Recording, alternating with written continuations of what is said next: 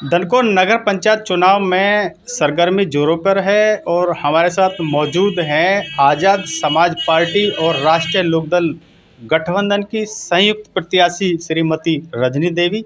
आइए इनसे खास बातचीत करते हैं और इनके सुपुत्र मास्टर ललित जायसवाल जो कि कमान संभाले हुए हैं चुनाव के, इनसे भी खास मुद्दे जानते हैं। साथ में क्षेत्र के बुजुर्ग भी हैं और पार्टी के पदाधिकारी भी हैं, इनसे भी यहाँ बातचीत करते हैं। रजनी जी, आपका बहुत बहुत स्वागत है। आप चुनाव मैदान में हैं, क्या आपका मुद्दा है और जनता के बीच में क्या आप करना चाहती हैं? सपना क्या है? मेरा नाम रजनी है। यही चाहती हूँ मैं कि जनता की सेवा करूँ। ये मौका बार बार नहीं मिलता है। बच्चे मेरे पढ़े लिखे हैं, इस बात का इन्होंने बीड़ा उठाया है, तो मैं भी यही चाहूँगी कि जनता की सेवा हम आज तक करते ही चले आ रहे हैं। जनता की सेवा में ही इतनी उम्र हो चुकी है आप हमारी, तो हम तो यही चाहेंगे कि आगे भी हमें सपोर्ट मिले आगे भी हमें, कि हम जनता की सेवा कर सकें। यानी आपका ये कहना है कि जनता का प्यार और आशीर्वाद आपको लगातार मिल रहा है और आपकी जीत सुनिश्चित है, और जो आप एक सपना विकास का लेके जा रहे हैं जनता के बीच, जीत होने पे आप उसको जनता की उम्मीदों पर खरा उतरेंगे बिल्कुल। अब हम चलते हैं, मास्टर ललित जायसवाल जी हैं जो इनके सुपुत्र हैं रजनी देवी के और चुनाव की मुख्य रूप से कमान संभाले हुए हैं। ललित जी। जी सर। आप ये बताइए, आपको मौका मिला है आज़ाद समाज पार्टी और राष्ट्रीय लोकदल की गठबंधन से आपकी मम्मी को चुनाव मैदान में उतारा है, तो प्रमुख मुद्दे क्या हैं आपके और क्या आप एक विकास का सपना लेके जा रहे हैं? यस, मैं मास्टर ललित जायसवाल, ये सभी लोग जानते हैं, as a post of principal हूँ ग्रेटर नोएडा में सेक्टर 168 में। चाहता हूँ कि धनकोर क्षेत्र में जितने प्रतिनिधि लड़ रहे हैं सबको एक संकेत देना चाहता हूँ कि आने वाले समय में धनकोर क्षेत्र को एक सुंदर नगरी के रूप में मैं देखना चाहता हूँ, ताकि इस धनकोर क्षेत्र में कीर्तियाँ याद रखें कि धनकोर क्षेत्र में कोई गरीब व्यक्ति पढ़ लिख के आगे बढ़ सकता है और आगे बढ़ के अपने क्षेत्र का सुधार कर सकता है। पहला मुद्दा मेरा ये है कि धनकोर क्षेत्र में शिक्षा व्यवस्था कराना चाहता हूँ कि जगह जगह लाइब्रेरियों की व्यवस्था हो, ताकि बच्चों को एक अच्छा एनवायरनमेंट मिल सके, बच्चे अपने आप को प्रतिभाशाली बना सकें और उन्हें अच्छी गाइडेंस मिल सके, ताकि आने वाले समय में अच्छा टारगेट अचीव कर सकें, जिससे हमारे क्षेत्र की शोभा बढ़े, गौरव बढ़े। आने वाले समय में धनकोर क्षेत्र को एक प्रतिभाशाली बच्चों का निर्मित होके और धनकोर क्षेत्र का विकास करें। इन प्रमुख मुद्दों में आप धनकोर की ऐसी क्या समस्या मानते हैं जो कि लंबे समय से चली आ रही है, जिससे जनता सबसे ज़्यादा सर्वाधिक प्रभावित है? सबसे पहला मुद्दा ये है कि धनकोर क्षेत्र में सफाई व्यवस्था इतनी ख़राब है कि धनकोर क्षेत्र का प्रत्येक आदमी परेशान है, और मैं चाहता हूं कि धनकोर क्षेत्र के लिए मेरे से बेटर इस समय कोई प्रत्याशी नहीं है, क्योंकि मैं उस समाज से बिलोंग करता हूं जिसके कण कण में ये चीज़ बसी हुई है, और मैं चाहूँगा कि मेरे से बेटर कोई धनकोर क्षेत्र में सफाई व्यवस्था नहीं करा सकता, क्योंकि मैं फर्स्ट ऑफ ऑल सबसे पहले मैं उस बिरादरी से हूँ कि जो सफाई व्यवस्थाओं को कण कण से ख़त्म कर देगा धनकोर क्षेत्र का और एक सुंदर नगरी का विकास करेगा आने वाले समय में। अभी आपने मुद्दों में सफाई व्यवस्था की बात की जी, दूसरा मुद्दा सड़कों की बात की, जल निकासी की बात की, शिक्षा की बात की, ये तमाम जो दिक्कत चली आ रही हैं, यदि आप चुनाव जीतते हैं, आपके मम्मी जनता इनको प्यार और सम्मान देती है, प्रतिनिधि बनती है, चेयरमैन पद पर आसीन होती है, आपका सबसे पहला काम क्या होगा? धनकोर क्षेत्र में सबसे पहला काम मेरा होगा कि जो हमारे सभी प्रकार की बिरादरी के लोग रह रहे हैं, जो लोग परेशान हैं, शिक्षा से वंचित हैं, तो धनकोर क्षेत्र में सबसे पहला काम मेरा ये रहेगा कि उन्हीं बच्चों को आगे बढ़ाने का मौका दिया जाए जो बच्चे पढ़ने में सक्षम हैं और अपने आप को एक स्टैंड बनाना चाहते हैं, क्योंकि गरीब बच्चों को एजुकेशन नहीं मिल पाती अच्छे से, वो अपने आप को अचीव नहीं कर पाते। तो मेरा मुद्दा ये है कि धनकोर क्षेत्र में हम एजुकेशन से संबंधी जितनी भी व्यवस्थाएं होती हैं उन बच्चों का मौलिक मार्गदर्शन करेंगे और आने वाले समय में उन बच्चों के साथ समर्पित रहेंगे, ताकि क्षेत्र में प्रतिभाशाली बच्चों का निर्माण होगा, जिससे क्षेत्र आगे की तरफ बढ़ेगा। नगर पंचायत स्तर से आप क्या एक लाइब्रेरी और इसके साथ और कैसे मोटिवेशन देना चाहते हैं बच्चे? जी, किससे आगे बढ़े? यस, कहते हैं कि मिले फूल से फूल तो सुंदर गुलदस्ता बन जाता है और मिले ईंट से ईंट तो सुंदर घर बन जाता है। अगर दनकौर क्षेत्रवासी इस चीज़ को समझेंगे कि जब सुंदर एक गुलदस्ते की सुंदरता इस क्षेत्र को प्रभावित कर सकती है, तो आने वाले समय में शिक्षा भी इस क्षेत्र को प्रभावित करेगी और आने वाले समय में इस क्षेत्र का नाम रोशन करेगी। चेयरमैन मास्टर अजय कुमार भाटी जी, के कार्यकाल को आप किस नज़रिए से देखते हैं? उनका कार्यकाल बहुत अच्छा रहा है और मैं सदाबहार उनका आभारी रहा हूं कि क्षेत्र में वो शिक्षा को लेकर आए थे, उन्होंने अपनी भूमिका निभाई। मैं उनको धन्यवाद देना चाहता हूं। किसी के पक्ष में एक शब्द नहीं बोलना चाहता हूं, क्योंकि चुनावी समय चल रहा है।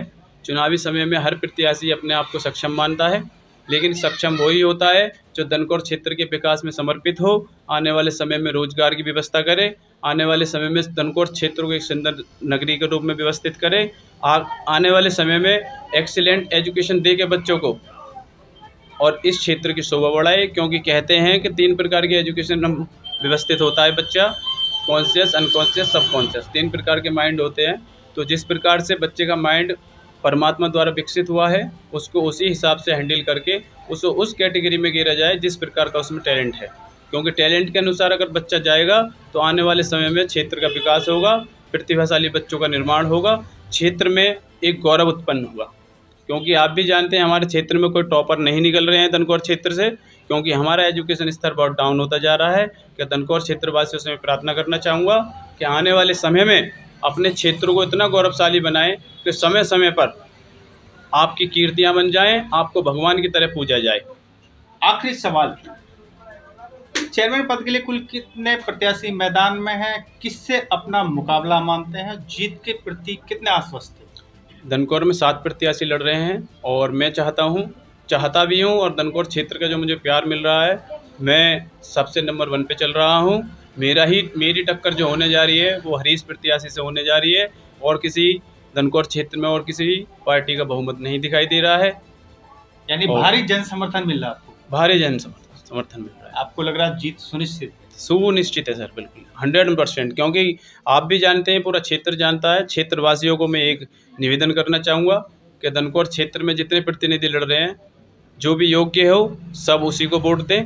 आने वाले समय में कीर्ति आपको याद रखें, आप भगवान समान पूजनीय हो और दनकौर क्षेत्र के विकास में भाग लें। आप कहाँ से हैं और रजनी देवी चेयरमैन पद के लिए चुनाव मैदान में हैं? जी, अपार जन समर्थन मिल रहा है, जी। किस नजरिए से देखते हैं? आज इनके साथ चुनाव प्रचार में हम घूमे।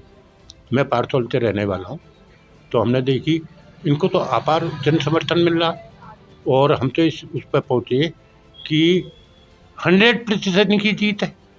क्योंकि हम घूमे आज इनके साथ, इनको बहुत भारी जन समर्थन मिल रहा है। श्रीमती रजनी देवी को केतली कह रहे थे, इनका शायद चुनाव चिन्ह भी केतली दिखे मेरे ख्याल में, तो इनका बहुत प्रचार हो रहा था जी। और पूछो जी, मैंने तो इनकी जीत मुझे निश्चित चलिए जो बोल रहे हो। जिस तरह से ये सपना लेके चले हैं जी दनकौर के विकास का, जी स्वास्थ्य के क्षेत्र में जी, शिक्षा के क्षेत्र में जी सर, सफाई व्यवस्था जी, जर्जर सड़कों के क्षेत्र जी, में, तो वो सपना कितना साकार हो? नहीं, ऐसा लगता है कि इनके जो सपुत्र हैं वो MSc B.Ed प्रिंसिपल है, एक योग्य आदमी है। तो जैसे उनसे हमने विचार सुने, वो चाहते कि जर्जर सड़कों की व्यवस्था अच्छी करेंगे और क्षेत्र में बच्चों के लिए रोजगार के अवसर बनाएंगे। और अगर ये शिक्षा को, क्योंकि शिक्षित वे व्यक्ति हैं, शिक्षा के महत्व को समझते हैं कि विशेष ध्यान देंगे शिक्षा में, गरीब बच्चों के लिए वो अपनी ओर से कुछ व्यवस्था करेंगे, ऐसा उन्होंने वायदा किया। मैं बहुत खुश हूँ उनके वायदे से। आपको पूरी उम्मीद है कि जी चुनाव में इनको? हाँ, मुझे तो जी, अब देखो अपना मुझे तो 100% उम्मीद है कि इनकी जीत हो रही है जी। अब मैं इसमें क्या कर सकूँ।